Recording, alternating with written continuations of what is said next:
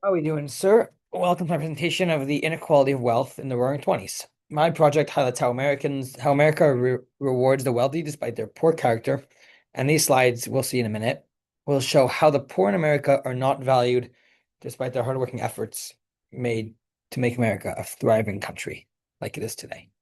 Sometimes. So the first slide here we have there's a boom in the immigration in the 1920s after World War One, and Europeans sought the economic prosperity of the New World, aka the United States or New York in this case.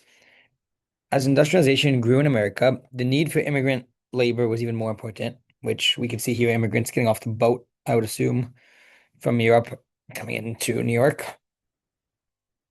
Many immigrants lived in overcrowded tenements in New York's Lower East Side hoping for a better life. These hardworking men, women, and children that is not spoken about often worked long hours with no government laws or unions to protect them, yet they faced all types of discrimination for their ethnicity and economic status.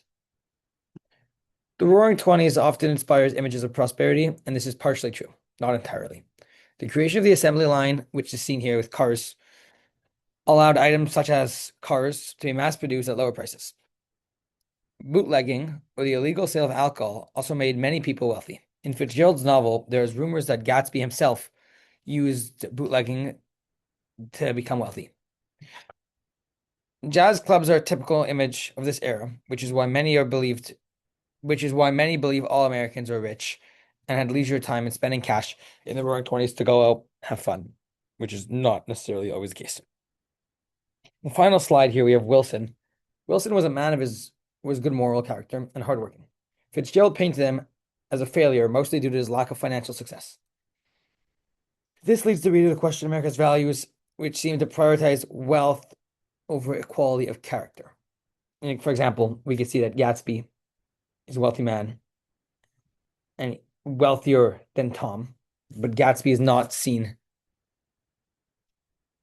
as more prominent than Tom simply due to the way Tom achieved his money. And in this case, we have Wilson, who was a harder working man than Gatsby and Tom, and he's just not seen as anything. Awesome. Thank you, sir. Looking forward to the feedback.